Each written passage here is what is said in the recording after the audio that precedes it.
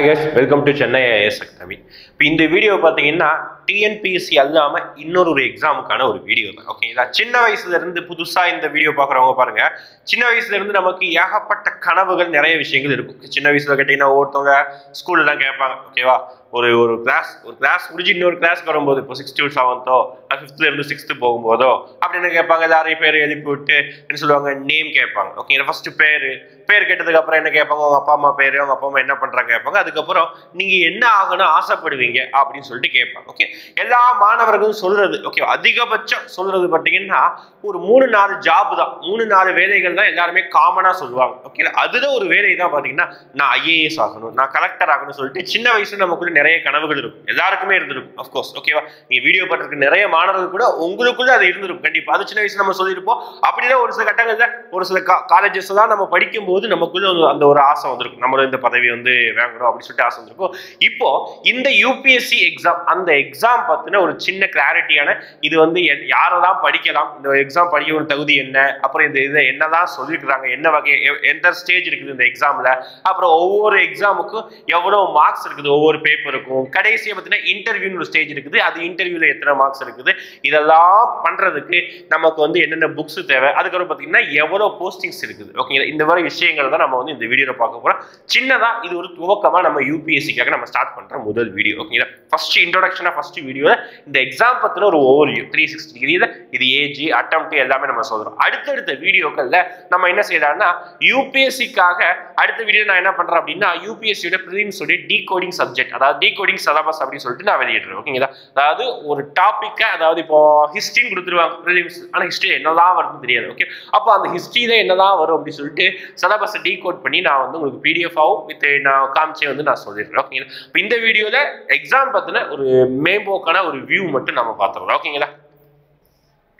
இது வந்து பாத்தீங்கன்னா நம்ம சென்னை ஐஏஎஸ் அகாடமியோடைய நம்ம இந்த யூபி எப்படி நம்ம டிஎன்பிஎஸ்சி கிளாஸஸ் போயிட்டு இருக்குதோ, குரூப் 1 குரூப் 2 குரூப் 4க்கு எந்த 1 இயர் பேட்சா போயிட்டு இருக்குதோ, அதே மாதிரி பாத்தீங்கன்னா நம்மளுடைய அகாடமியில பாத்தீங்கன்னா யூபிஎஸ்சிக்காக பாத்தீங்கன்னா 3 இயர்ஸ் காலேஜ் கோர்ஸும் இருக்குது. அதே மாதிரி பாத்துக்கிட்டீங்கன்னா அதே மாதிரி பாத்தீங்கன்னா 1 இயர் கோர்ஸ் அந்த மாதிரி அவைலபிளா இருக்கு நம்ம கிட்ட. ஓகேங்களா? நீங்க தாராளமா வந்து ஒரு சில பேர் வந்து காலேஜ் படிக்கும் போதே வந்து ஜாயின் பண்ணிடுவாங்க. ஓகே, ஜாயின் பண்ணிட்டு அவங்க 1 இயர் படிக்கிறாங்க, 3 இயர்ஸ் படிக்கிறாங்க, தாராளமா அவங்க படிச்சுக்கலாம். ஓகேங்களா? ஓகே, ஃபர்ஸ்ட் எக்ஸாம் உடைய ஸ்டேஜ். ஓகே, டிஎன்பிஎஸ்சி எக்ஸாம் மாதிரி கிடையாது, டிஎன்பிஎஸ்சி தேர்வில் இருந்து முற்றிலுமாக மாறுபட்டது. ஓகே, மொத்தம் எத்தனை ஸ்டேஜ் அப்படின்னா 3 ஸ்டேஜா இருக்குது. ஃபர்ஸ்ட் பிரிலிம்ஸ் அப்படின்னு ஒரு ஸ்டேஜ் இருக்குது.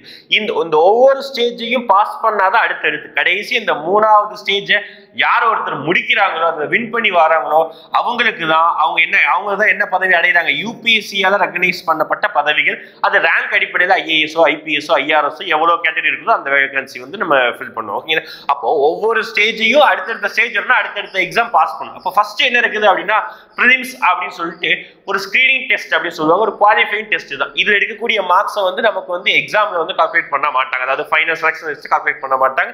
இது ஜஸ்ட் ஒரு குவாலிஃபைங், அந்த இதை ஞாபகம் வச்சுக்கணும். ஓகேங்களா? இதுல இருக்கக்கூடிய மார்க்ஸை நமக்கு ஆட் பண்ண மாட்டாங்க. இந்த ஸ்டேஜ் நீங்க பாஸ் பண்ணாதான், ஓகே, இந்த ஸ்டேஜ் நீங்க பாஸ் பண்ணாதான் மெயின்ஸ் அப்படின்னு ஒரு பெரிய எக்ஸாம் நீங்க எழுத முடியும். ஓகே, மெயின்ஸ் எக்ஸாமையும் ஒரு கட் ஆஃப் குள்ள பாஸ் பண்ணி வந்தீங்கன்னா தான் இன்டர்வியூ நீங்க அட்டென்ட் பண்ண முடியும். ஓகேங்களா? இன்டர்வியூ அட்டென்ட் பண்ணி மொத்த கேண்டிடேட்ல நீங்க டாப் மார்க்ஸ் எவ்வளவு வேகன்சி அவ்வளவு மார்க்ஸ் நீங்க எடுத்தீங்க, ரிசர்வேஷன் கேட்டகரி அடிப்படையில் நீங்க எடுத்தீங்கன்னா அவங்களுக்கு அவங்க ரேங்க் அடிப்படையில் அவங்களுக்கு யூபிஎஸ்சியில் போஸ்டிங் அலாகேட் பண்ணுவாங்க. ஓகேங்களா?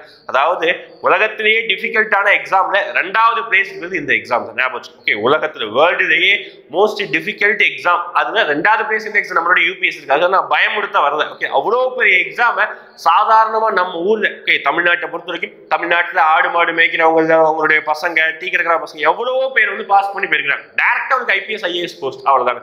நீங்க டிஎன்பிஎஸ்சி இருந்து போனீங்கன்னா குரூப் 2 அதிகாரி ஆனீங்கன்னா, அப்புறம் குரூப் 1 அதிகாரி ஆனா அதுக்கப்புறம் தான் நீங்க அந்த கேடர் தான் வாங்க முடியும். குரூப் 1 ஆனீங்கன்னா ஒரு 10 வருஷம் 9 வருஷம் நீங்க சர்வீஸ் பண்ணதுக்கு அப்புறம் தான் நீங்க என்ன வாங்க முடியும், ஐஏஎஸ் ஐபிஎஸ் அந்த பதவியில வாங்க முடியும். ஆனா நீங்க இந்த வருஷம் இங்க ஒரு வருஷம் எக்ஸாம் படிக்கிறீங்க, அடுத்த வருஷம் ஃபுல்லா எக்ஸாம் ப்ராசஸ், அந்த எக்ஸாம் பாஸ் பண்றீங்க, உங்களுக்கு அடுத்த வருஷம் இந்த வேலைக்கு நீங்க ஜாயின் பண்ண போறீங்க, என்ன பதவி ஆசைப்படுறீங்க அந்த அதுக்கேற்ற மாதிரி ரேங்க் எடுக்க போறீங்க. ஓகேங்களா? அப்ப பாத்தீங்கன்னா இந்த 3 ஸ்டேஜ் இருக்கு. இந்த 3 ஸ்டேஜ் என்னன்னா அதான் இங்க பார்க்க போறோம். ஓகேங்களா?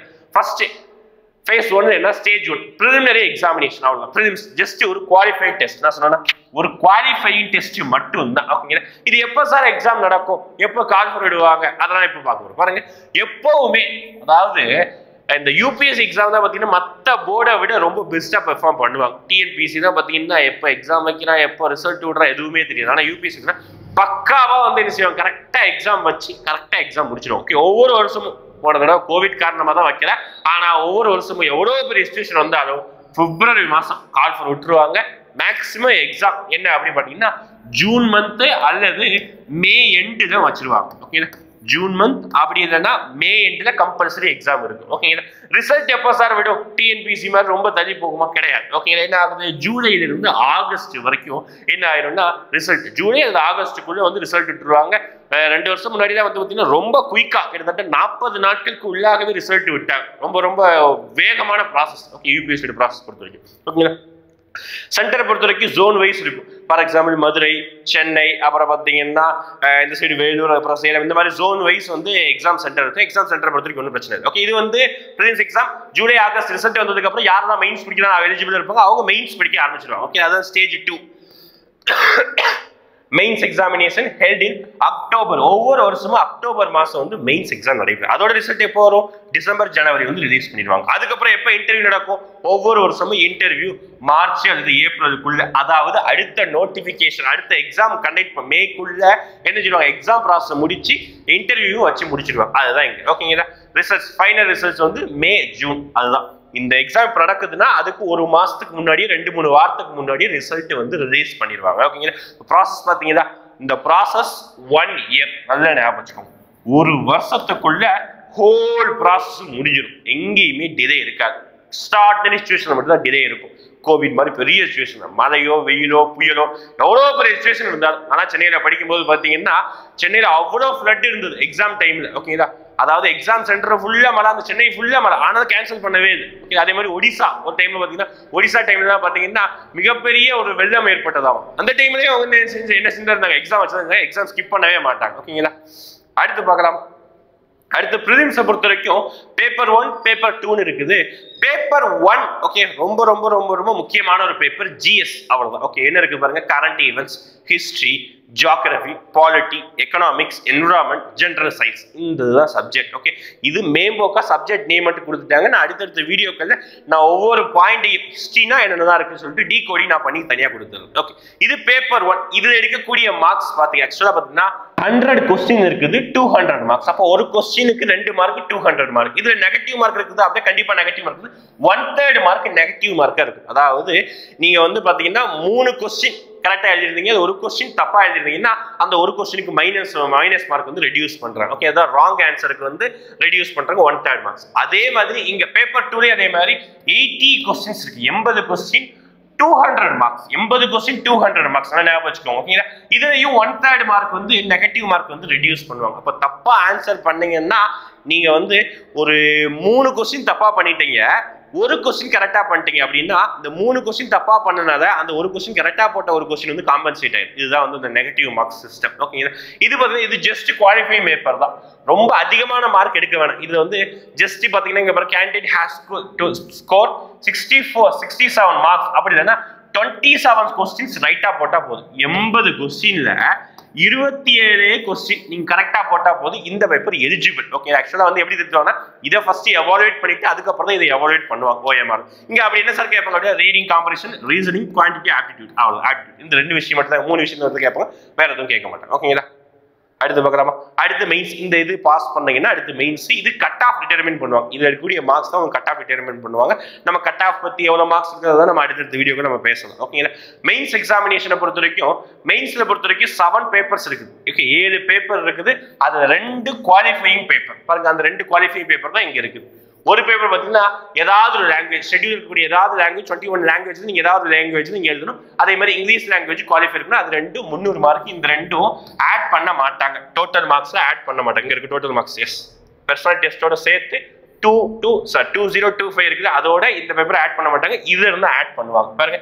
எஸ்ஐ ஒரு கொஸ்டின், எஸ்ஐ ஒரு paper, GS1, GS2, GS3, GS4, அப்புறம் ஆப்ஷனல் சப்ஜெக்ட் ஒன்று இருக்குது. அதுதான் வந்து யூபிஎஸ்சில main role. Okay, optional subject உங்க விருப்ப பாடம் ஒன்று தேர்ந்தெடுக்கணும். இதெல்லாம் மொத்தமா மெயின்ஸ் ரிட்டன் எக்ஸாமினேஷன் தான். ப்ரிலிம்ஸ் வந்து ஓஎம்ஆர் ஸ்டேட் பண்றது. ரிட்டன் எக்ஸாமினேஷன் பார்த்தீங்கன்னா இது வந்து எழுதுறது, நம்ம ஸ்கூல் எழுதுவோம் அதே மாதிரி.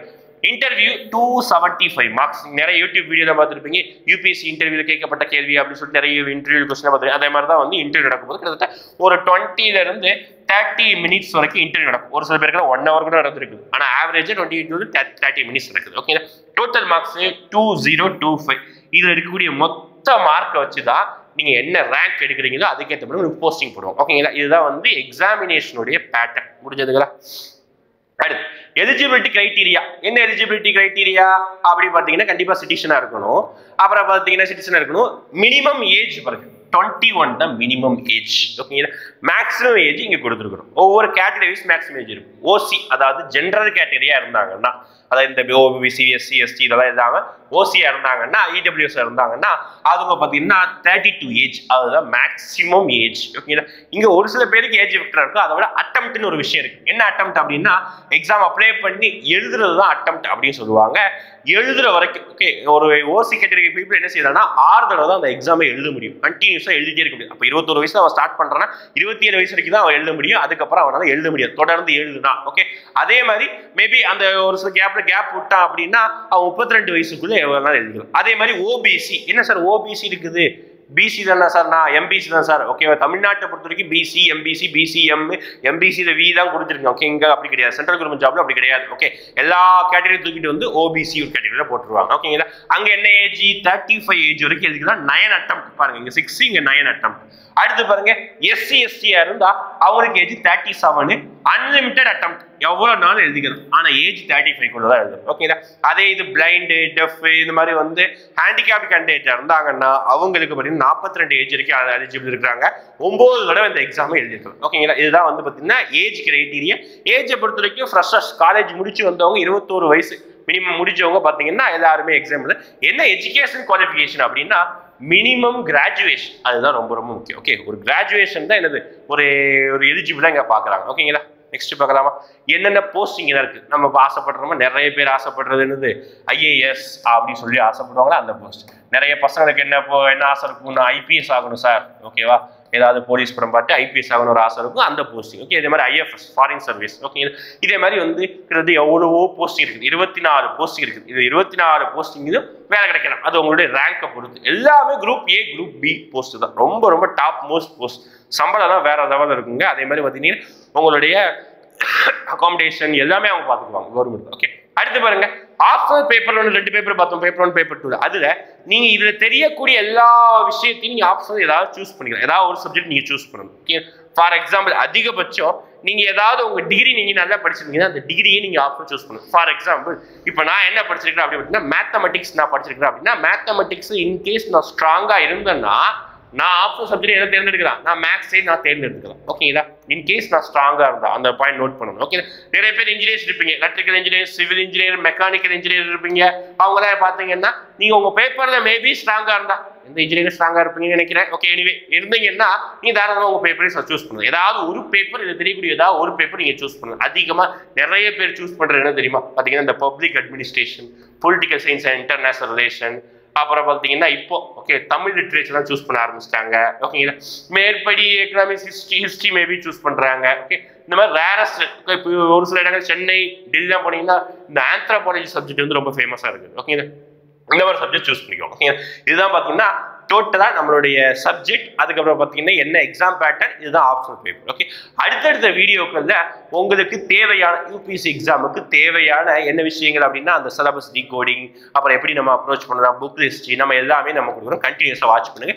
நம்ம இன்ஸ்டியூட்லையும் பார்த்தீங்கன்னா பேட்சஸ் போயிட்டு இருக்கு. யூபிஎஸ்சி பேட்சஸ் ஆல்ரெடி வந்து கிளாஸ் வந்து நம்ம ஸ்டார்ட் பண்ணிட்டோம். ஓகேங்களா, நீங்க தாராளமாக ஜாயின் பண்றவங்க கீழே தெரியக்கூடிய நம்பர், ஓகே எஸ் திஸ் நம்பருக்கு நீங்க தாராளமாக கான்டாக்ட் பண்ணி நீங்க ஜாயின் பண்ணிக்கலாம். ஓகேங்களா, வேற ஏதாவது டவுட்ஸ் யூபிஎஸ்சி சம்பந்தமா வேற ஏதாவது விஷயங்கள் வேணும்னா கூட நீங்க கமெண்ட்ஸ் மென்ஷன் பண்ணலாம், அதை நாங்கள் ரிப்ளை பண்றோம். தேங்க்யூ.